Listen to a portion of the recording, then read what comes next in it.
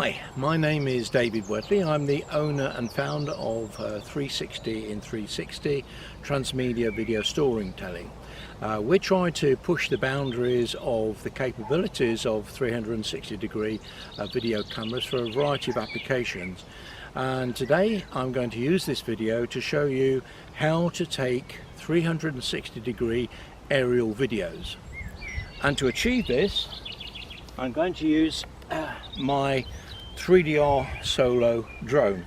You can see it here with the propellers, and it has a standard battery attached, and underneath you've got a GoPro Hero 4 Black for filming the normal drone video and photography. So the first thing I'm going to do is to remove the standard battery.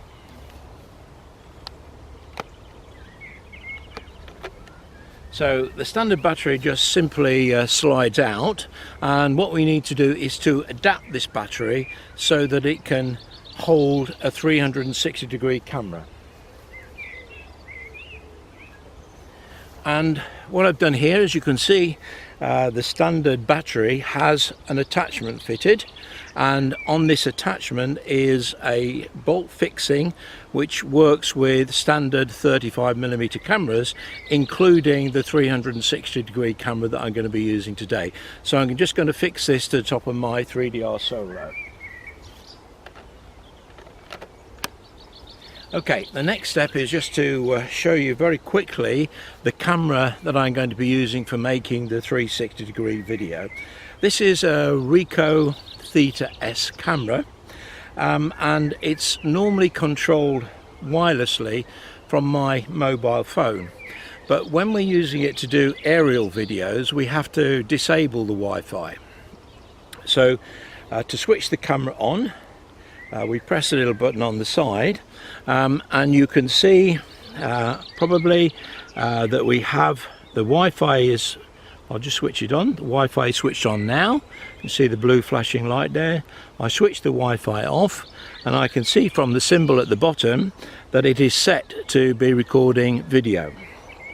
Now 360-degree cameras like this have two lenses, two fisheye lenses. So this is the front lens and this is the back lens, and you can tell the difference between them is because the rear facing lens has these two blue icons and also a button which you can press to start recording. So the next thing I'm going to do is to fix this 360 camera to my drone.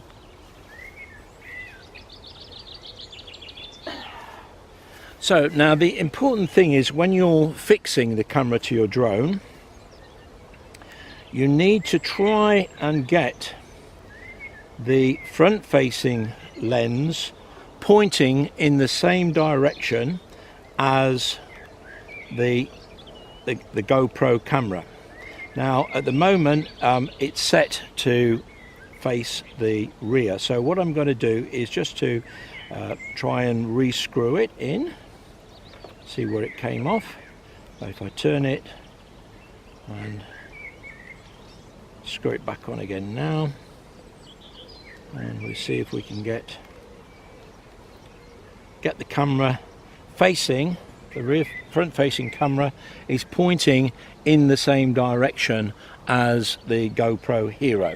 So I've got my camera fixed now. And so I'm going to go through the start routine for my drone. So we have to press the power button on. So you'll see the power button's pressed on, and from the lights we can see our drone is now activated.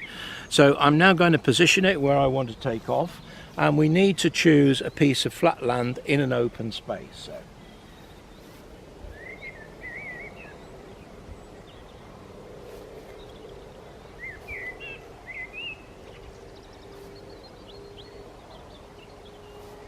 and it also needs to be on level ground.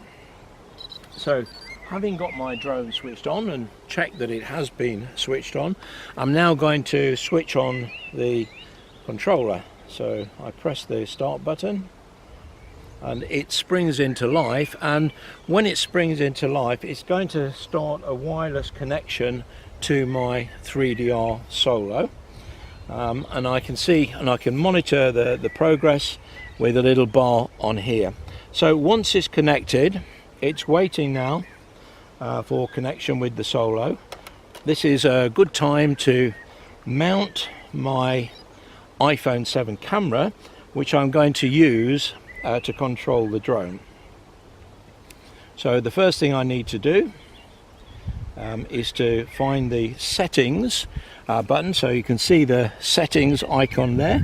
I press that and choose the Solo link. It's picked up the Solo link as being the wireless device that it's connected to, so we're good to go there. So now what's happening on my controller, if you could see this, is that it tells me that it's searching for a GPS signal. This always happens, and it's absolutely vital when you're flying a drone that it knows exactly where it is using the GPS coordinates, so that if the drone gets into trouble or you want to bring it back home, you can simply press the home button and it will come back to exactly where it left off. So whilst it's searching for the GPS signal, I'm now going to select my 3DR Solo app, and it tells me from the little status bar on the top there that I have a connected vehicle and also a connected controller. So what I'm going to try and do now is press on the Fly Solo button, and you'll see here this is what the camera can see, but because my GoPro Hero camera is not switched on, it's a black image. So I need now to switch on my GoPro.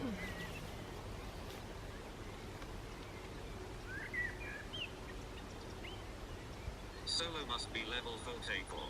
So I powered on my GoPro Hero. You may have heard that message that tells me that my drone needs to be on a level service to take off. So I put that down there.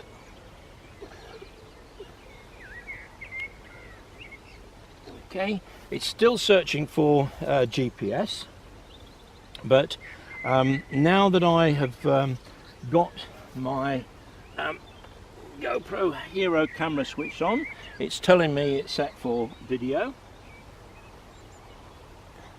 and my controller is now telling me that it's found a GPS signal. So the next thing I'm going to do before I start flying, because I can't push it when the drone is in the air, is to activate my 360-degree camera, my Ricoh Theta S. So I press the record button, and should tell me from a little red light on there that it's actually recording. So the red light is activated. I now have a signal to press hold fly to start the motor, checking that the camera mode is video. So now I can press and hold fly to start the drone motors, and you'll be able to hear them starting now. So now that they've started, I press fly to take off, and my drone goes into the air.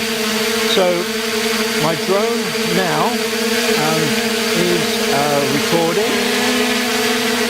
I can press record on my camera, and so record on my controller. It now tells me that I'm recording from the GoPro Hero, and I'm also recording from my 360-degree camera.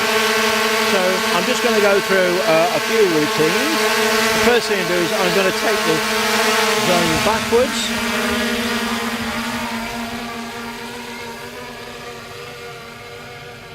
and I'm going to bring it and fly it towards me.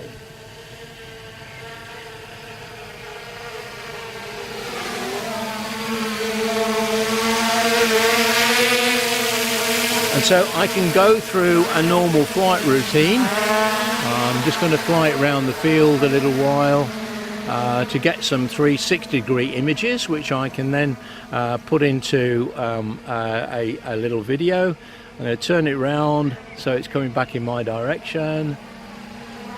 Turn it flying over me. I'll turn it round again. bring it forward towards me, bring it low down. I'm going to try and bring it to a point where you'll be able to pick this up on this video. So I'll bring it down, turn it round to face me, bring it down a little bit lower, and bring it towards me. And you should be able to see the 360 camera, my Theta S. It's actually got a little bit twisted round because it wasn't fastened tight enough. But I got a great deal of control over my drone. And the thing to also mention to you is that if you're going to be recording 360-degree video with a drone, you really need to choose a calm day when there isn't any wind, because the wind will make it rather unstable. So what I'm going to do now is to press the return home button. It will take me to its finishing point and it will land safely on the ground. So that's just taking you through simple steps to make a 360-degree aerial video, and I hope you found this video useful. When I put it and post it on YouTube and on LinkedIn, there will be also some supplementary information about where you can see examples of 360-degree aerial videos made with this 3DR solo drone and the Ricoh Theta S 360-degree camera. Thanks for watching.